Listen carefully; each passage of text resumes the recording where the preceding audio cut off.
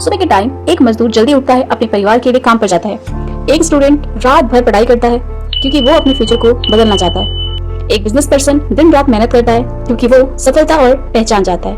और एक बुजुर्ग व्यक्ति शांत बैठकर अपने जीवन के अनुभव दूसरों के साथ बांटता है। ध्यान दीजिएगा, चारों ही लोग मेहनत कर रहे हैं, लेकिन चारों की वजह अलग अलग है। एक व्यक्ति के लिए आज का खाना सबसे बड़ी जरूरत है और दूसरे के लिए नौकरी और भविष्य की सुरक्षा ही सबसे इम्पोर्टेंट है। तीसरे के लिए सम्मान और सफलता और चौथे के लिए जीवन का अर्थ और शांति। आखिर इंसान की जरूरतें क्यों बदलती रहती हैं? क्यों बचपन में हमें खिलौने चाहिए होते हैं, बड़े होने पर हमें सक्सेस चाहिए होती है और जैसे हमारी एज बढ़ती है उसके बाद हमें पीस और सेटिस्फेक्शन ज्यादा इंपॉर्टेंट लगने लगता है?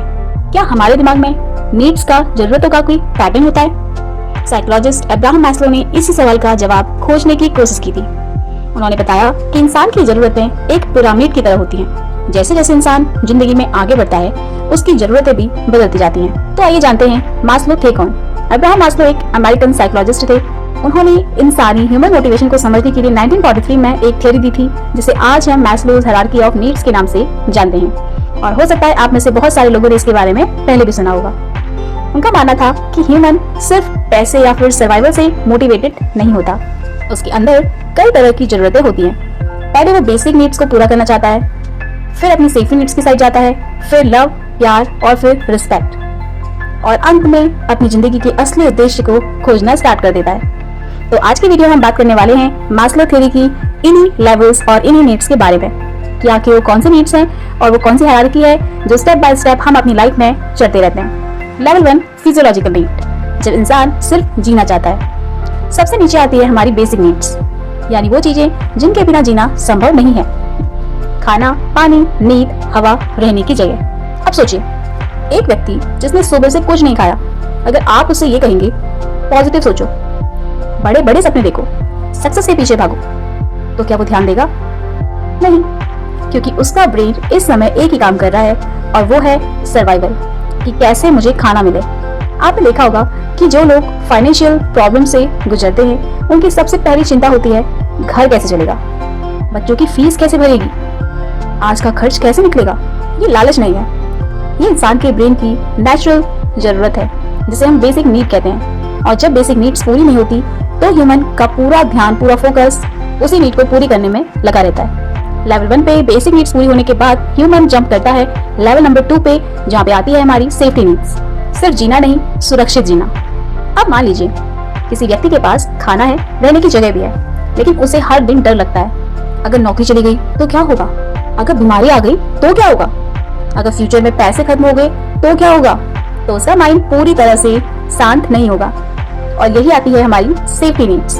और इसी वजह से बहुत सारे लोग स्टेबल नौकरी चाहते हैं। एक व्यक्ति ज्यादा सैलरी वाली अनसर्टेन जॉब की बजाय कम सैलरी वाली सिक्योर जॉब चुन सकता है। क्यों? क्योंकि उसके लिए सिर्फ पैसा नहीं, फ्यूचर की सेफ्टी भी इम्पोर्टेंट है।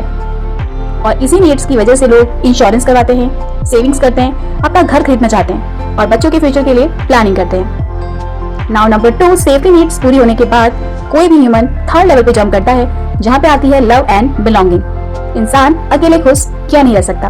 अब यहाँ ह्यूमन साइकोलॉजी का सबसे इंटरेस्टिंग हिस्सा, एक पार्ट आता है। मान लीजिए किसी एक व्यक्ति के पास करोड़ों रुपये हैं, उसके पास बहुत बड़ा घर है, बंगला है, गाड़ी है और हर एक टाइप की फैसिलिटी अवेलेबल है, लेकिन अगर उसके पास कोई ऐसा नहीं है जिससे वो अपनी खुशी बांट सके, अपनी बातें शेयर कर सके, अपना दुख बांट सके, तो अंदर से एक लोनलीनेस, खालीपन रह सकता है। कई बार हम देखते हैं बहुत सारी फेमस सक्सेसफुल लोग भी लोनलीनेस की बात करते हैं। क्यों? क्योंकि इंसान सिर्फ अचीवमेंट से नहीं चलता, उसे कनेक्शंस चाहिए, उसे चाहिए कोई मुझे समझे, कोई मेरी परवाह करे, कोई मेरा अपना हो। इसलिए परिवार, दोस्ती और रिश्ते इंसान के मानसिक जीवन में बहुत ज्यादा इंपॉर्टेंट रोल प्ले करते हैं। लेवल 3 कंप्लीट होने के बाद ह्यूमन जंप करता है लेवल नंबर 4 पे, और लेवल नंबर 4 पे आती है एस्टीम नीड्स। मैं कौन हूँ, लोग मुझे कैसे देखते हैं। जब इंसान को प्यार और सुरक्षा मिल जाती है तब उसके अंदर एक नई इच्छा आती है, मैं कुछ बनना चाहता हूँ, मेरी पहचान होनी चाहिए। और ये है एस्टीम नीड्स। एक माता पिता अपने बच्चे को सफल देखकर बहुत ही ज्यादा प्राउड फील करते हैं। क्यों?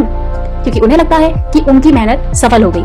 एंड 4th लेवल के बाद ह्यूमन जंप करता है लेवल नंबर 5 पे, सेल्फ एक्चुअलाइजेशन। अपनी जिंदगी का असली मतलब, सबसे ऊंची जरूरत, और वो है सेल्फ एक्चुअलाइजेशन।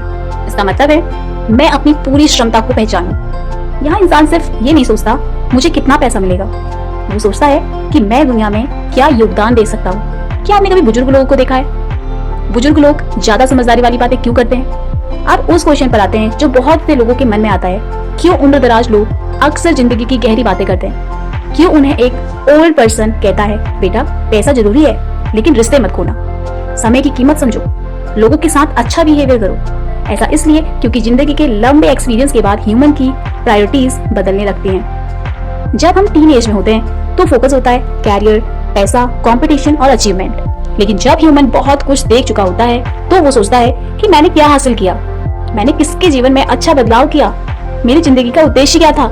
ऐसे कितने लोग थे जिनकी लाइफ मेरी वजह से बदली, उनकी लाइफ में चेंज आया, पॉजिटिव चेंज मेरी वजह से। और यही है सेल्फ एक्चुअलाइजेशन की सबसे top stage. Doctor APJ Abdul Kalam का जीवन इसीलिए एक अच्छा एग्जाम्पल माना जाता है। उन्होंने सिर्फ पद या प्रसिद्धि के लिए, नेम फेम के लिए काम नहीं किया। उनका फोकस था सीखना, युवाओं को प्रेरित करना, देश के लिए योगदान देना। और उनकी खुशी सिर्फ अचीवमेंट्स में नहीं थी बल्कि उनके पर्पस में थी, क्योंकि उनके पर्पस में बहुत सारे लोगों की खुशी छिपी हुई थी। मदर टेरेसा ने अपना जीवन दूसरों की सेवा में लगाया। उनके लिए जीवन का अर्थ सिर्फ व्यक्तिगत सफलता नहीं बल्कि दूसरों की मदद करना था, और उन्हें उसी में खुशी मिलती थी। लेकिन ये समझना भी जरूरी है कि हर इंसान बिल्कुल इसी सीक्वेंस में नहीं चलता। कुछ लोग कम सुविधाओं में भी बड़े बड़े सपने देखते हैं। कुछ कलाकार बहुत ही कठिन परिस्थितियों में, बहुत हार्ड सिचुएशन में भी अपनी कला को सबसे ऊपर रखते हैं। इसलिए मास्लो की थ्योरी इंसान को समझने का एक फ्रेमवर्क है, कोई फिक्स्ड फॉर्मूला नहीं है।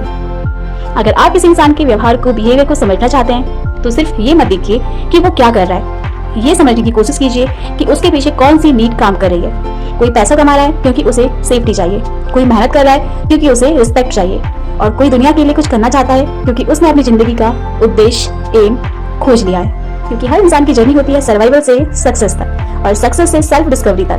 अगर वीडियो अच्छी लगी हो तो चैनल को सब्सक्राइब, वीडियो को लाइक एंड शेयर जरूर कीजिए। Thanks for watching video.